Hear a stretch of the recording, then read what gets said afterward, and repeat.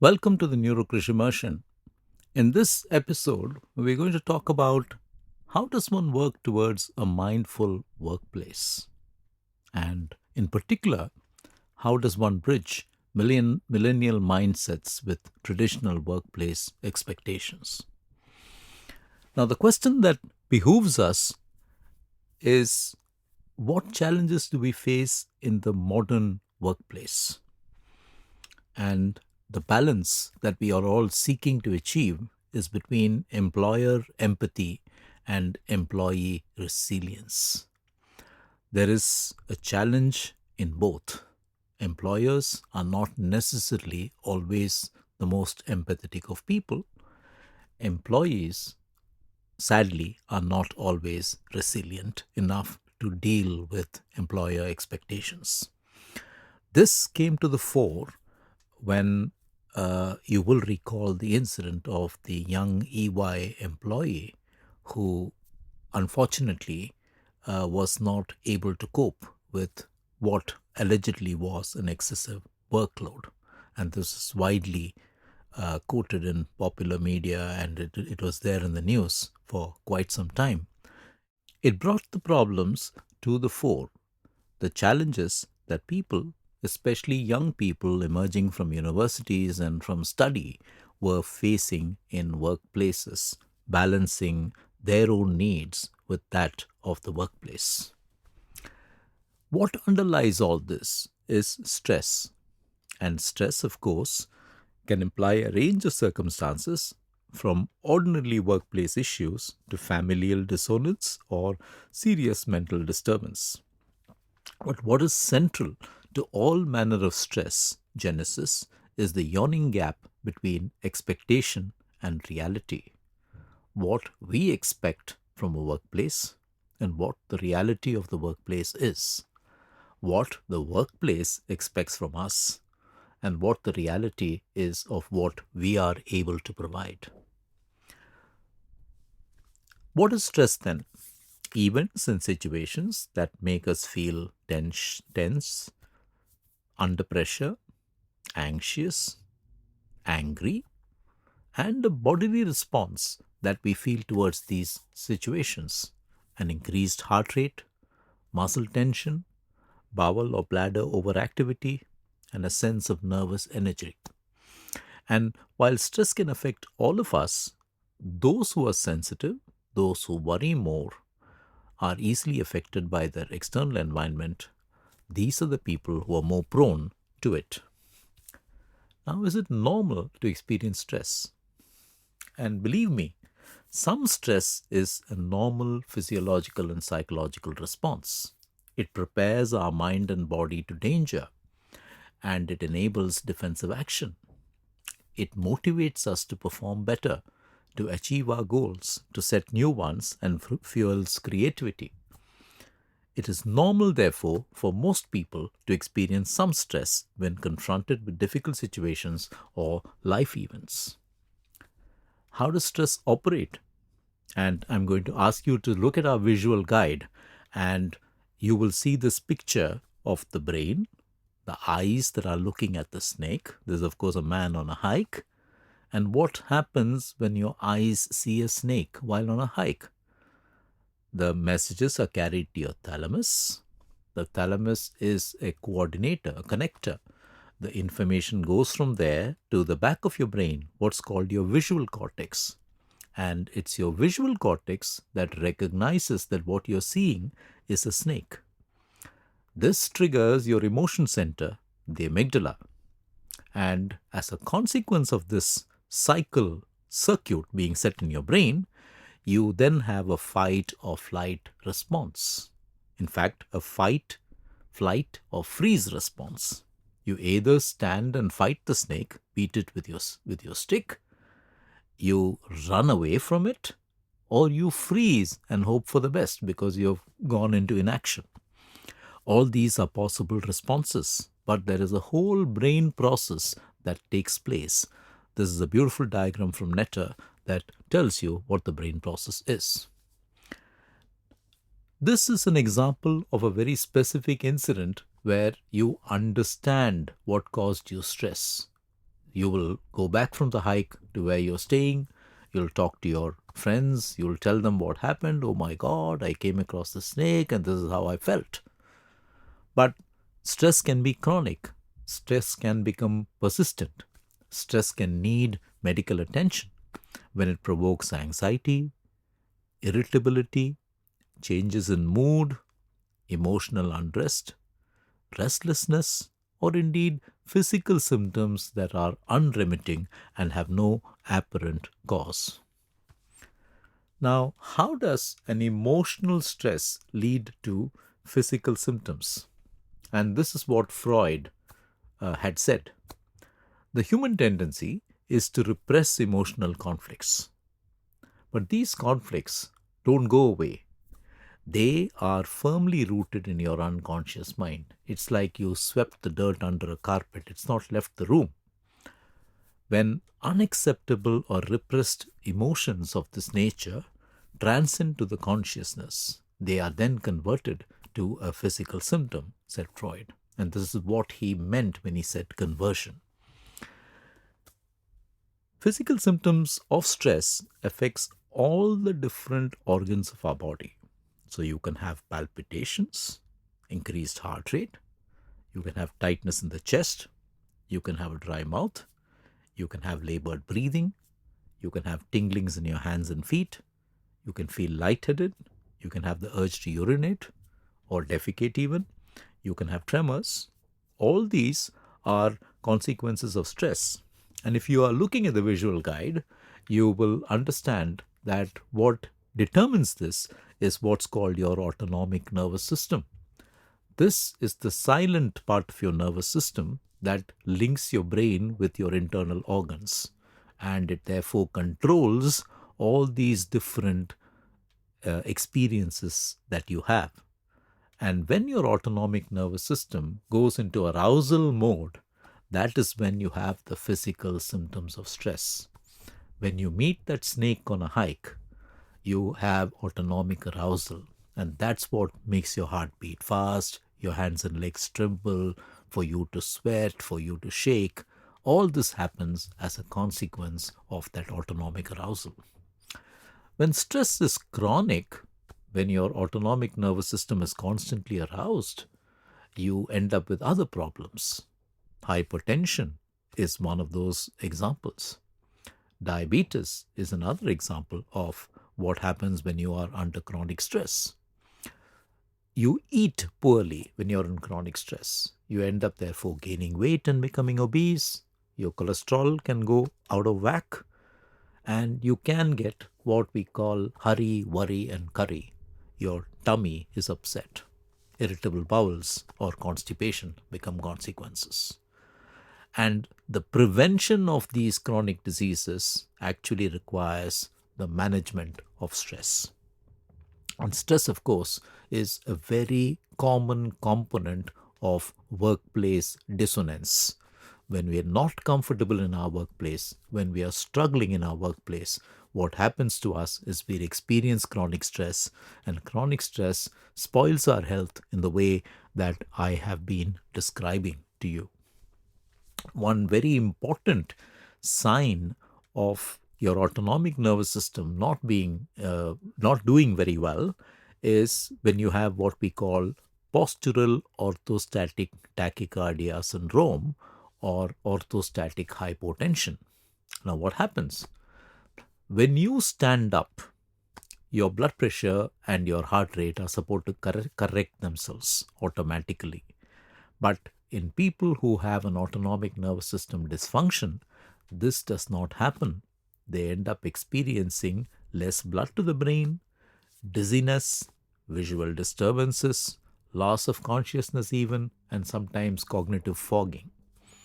Very often, there's also less blood to the muscle, leading to what we call a coat hanger headache. Imagine a headache that is distributed between the back of your head, the back of your skull, your neck, and your shoulder in the same shape as a coat hanger. Less blood to the kidneys leads to oliguria, the need to evacuate your bladder frequently. And orthostatic hypotension, your blood pressure falls by more than 20 beats systolic and 10 beats of diastolic, or your pulse rate rises by more than 30 beats per minute. Now, stress, therefore, is not just a psychological phenomenon, it's a physical phenomenon. And we are talking about it in the context of a mindful workplace because chronic stress causes physical symptoms and ill health. And many people in workplaces that do not suit them or for which they are not suited are experiencing chronic stress, and as a consequence, they are on a journey towards ill health, if not already unwell. So let's go back and think about this young lady. It was her first job, and she was thrilled to join the company, her mother wrote. She worked tirelessly, giving all her to meet the demands placed on her. However, the workload, the new environment, and the long hours took a toll on her physically, emotionally, and mentally. She began experiencing anxiety and sleepless nights and stress. She kept pushing herself, believing that hard work and perseverance were the keys to success. All this also tells us the genesis of a psychological conflict. The presumption is that the dissonance that one is feeling is what results in creating so much anxiety at the conscious level that it gets converted into a physical symptom. And the physical symptom has its genesis in that entire unconscious process that is going on. Now, all this takes us back to some early psychological experiments and data. One very important concept in stress is the concept of learned helplessness. This was seen in the post-World War assembly line workers. And if you've seen Great Expectations, Charlie Chaplin, you will remember this. The person had no control over the nature or pace of work. They were engaged in repetitive tasks for hours on end. The assembly line would start when it had to start, would stop when it had to stop, and you would have to repetitively do what you were supposed to do ever so often. You had no control over it starting, you had no control over it stopping. Now, this brought in that feeling of learned helplessness. And one of the early experiments of Skinner that showed us what learned helplessness was when he put mice into two connecting cages. In one cage, he would shock the mice in a predictable way, so much so that the mice learned that he could go and live in the other cage and be safe. In the other experiment, he would shock the two cages unpredictably. And this resulted in the mouse developing all human symptoms of depression, cowering in a corner, not being able to sleep, not being able to eat, shivering with fear, tremendously anxious. And this learned helplessness is what happens to people when you take away control over their circumstances. Now, the IT and corporate revolution has, if you think about it, ushered in a new generation of assembly line workers. They operate on international time, they respond to international demands, they have little control over their workspaces, and their time schedules seldom match those of their families and friends. Now, if this is not learned helplessness, what is? Let's ask ourselves that question. The other very important stress concept is locus of control. An internal locus of control is where you feel in control of your circumstances. And this actually is protective from emotional stress. An external locus of control is where you're controlled by your circumstances.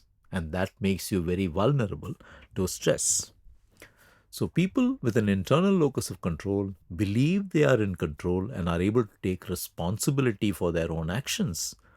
People with an external locus of control blame external forces for their own circumstances. Now, if you relate this back to the young lady who was not able to cope with her workplace, she had no control over her circumstances. She had no control over the amount of work she was asked to do, the timeline she was asked to meet.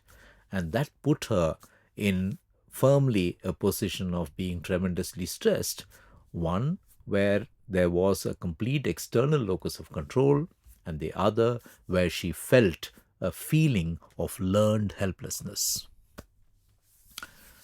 Then, of course, I often talk about the concept of multiple intelligences of Howard Gardner and how it is so important to help people play towards their own intelligences.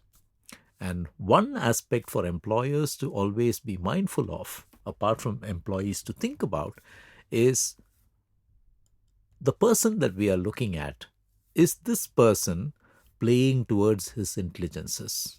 Is he or she in a position to find their potential, or the role that we have chosen for them or they have chosen for themselves, are they a misfit?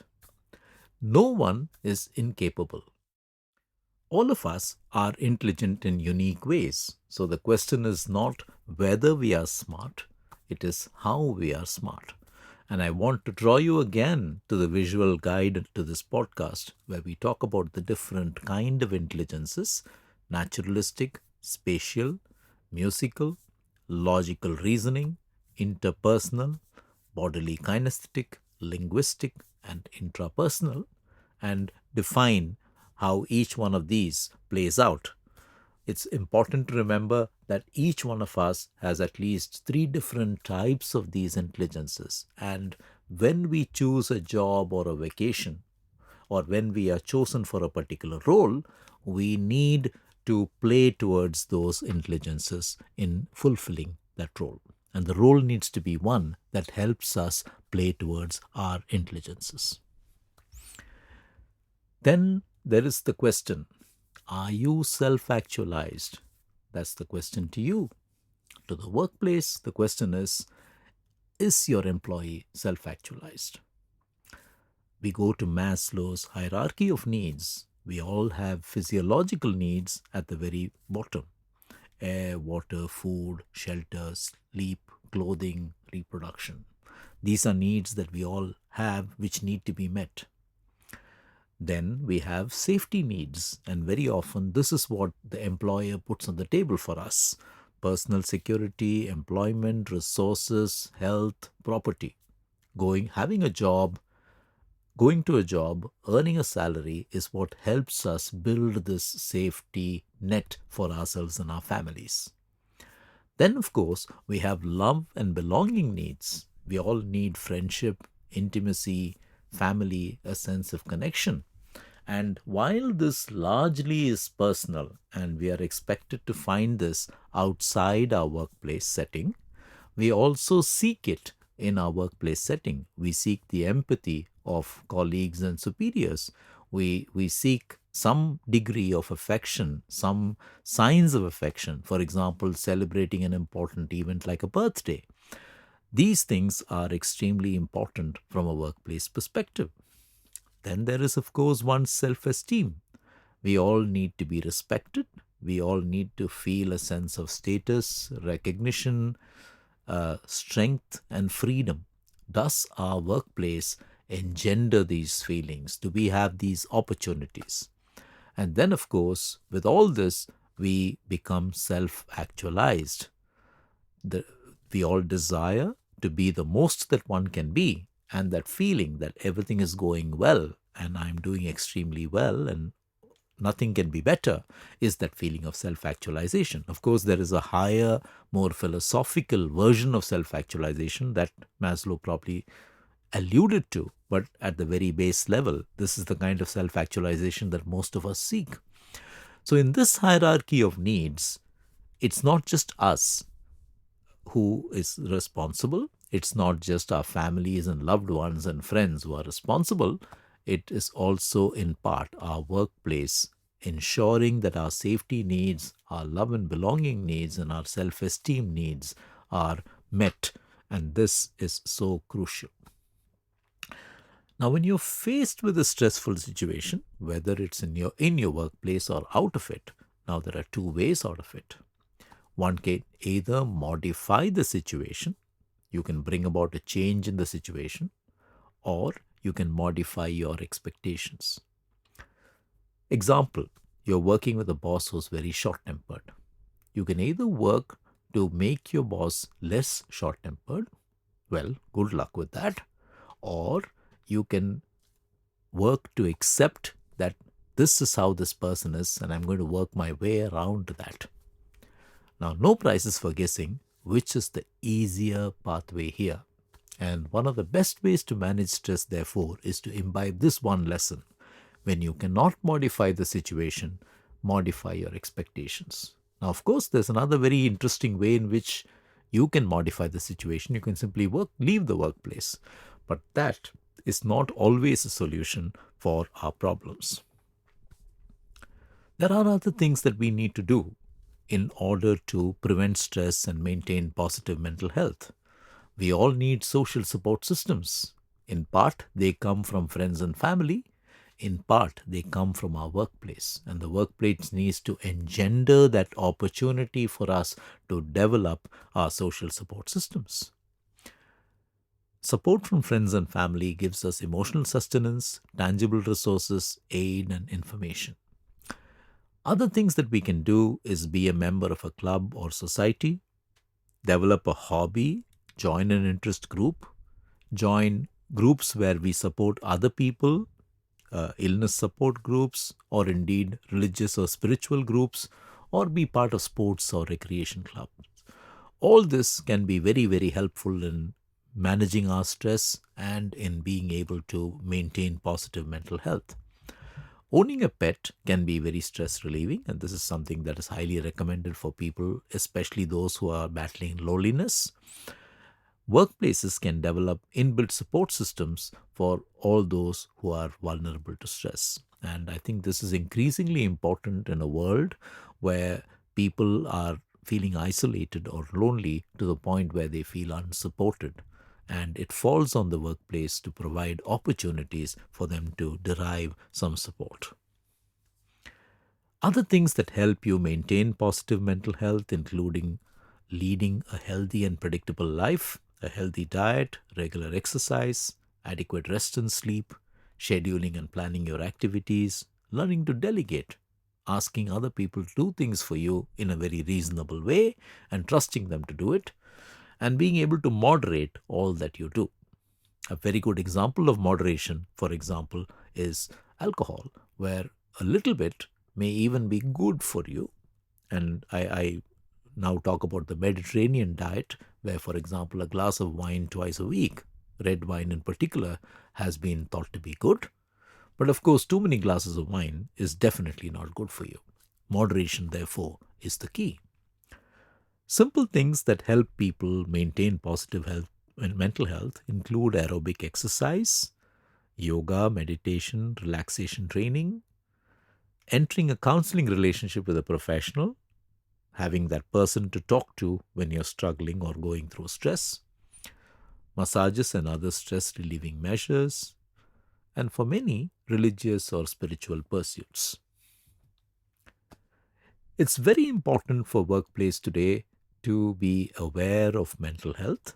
And I think the need to understand the signs of depression, for example, low mood, crying spells, helplessness, not sleeping very well, changes in the appetite, thoughts of suicide, this is very, very important. People who are depressed often become more quiet.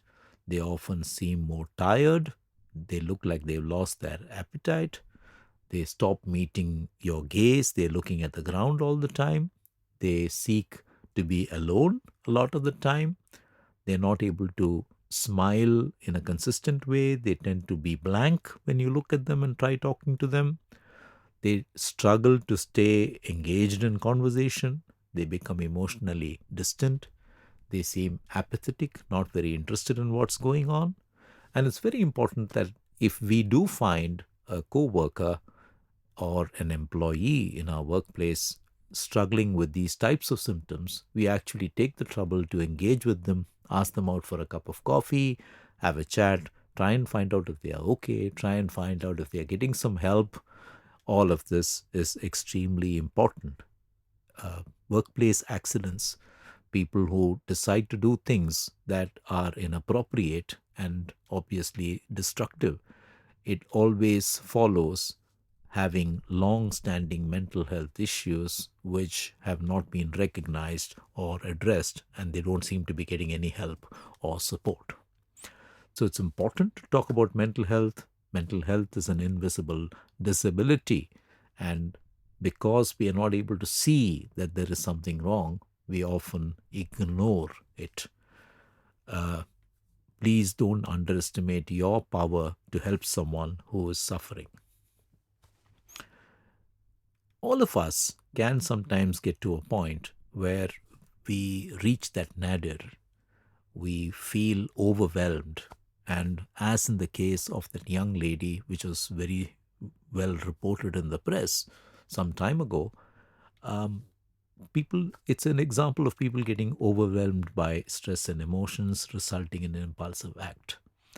And it's very, very important, therefore, to remember that life is precious. And it's very important, therefore, to identify if someone is reaching their nadir and they're experiencing a death wish. Is stress necessary at all? Quite honestly, some stress is necessary in order for human beings to survive. Too much stress, on the other hand, can be non productive and wasteful, resulting in much negative energy being expended. What we must try and achieve, therefore, is a fine balance between ambition and motivation on the one hand and equanimity of mind on the other. I had asked this question in a mental health group of professionals that I'm part of my alumni actually. And consultant psychiatrist and psychotherapist in the UK, Dr. Madhu Keval Ramani, said this: I also think modern life, with a need for working at odd hours thanks to IT advances and working on 24-hour time scales, has gradually eroded recognition and respect for the basic rhythms of life, whether circadian or psychosocial. And I think that this is something about work life balance that we all need to keep in mind. It's very, very important for us to have a reasonable work life balance so that we don't burn out. What are the 5 steps, therefore, that you can take towards your stress management? Recognize the genesis of your psychological conflict. That's where your stress is coming from. Very often we remain unaware of where it's coming from. Develop your own coping strategies.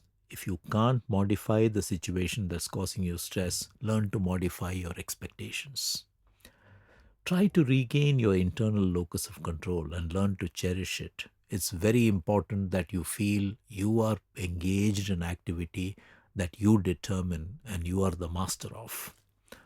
Work towards self actualization. Remember, contentment and fulfillment do not necessarily require power or material gain. Nurture and cherish your support systems, family, friends, hobbies, and activities. These are the things that give your life real meaning, very often beyond work. And of course, this balance of employer empathy and employee resilience, this is the one that is the hardest to achieve, and it's going to challenge societies for years to come, but one that one needs to work towards. What is the role of the physician in all this? And I go to an old Hindu proverb: in illness, the physician is a father; in convalescence, a friend; when health is restored, he is a guardian.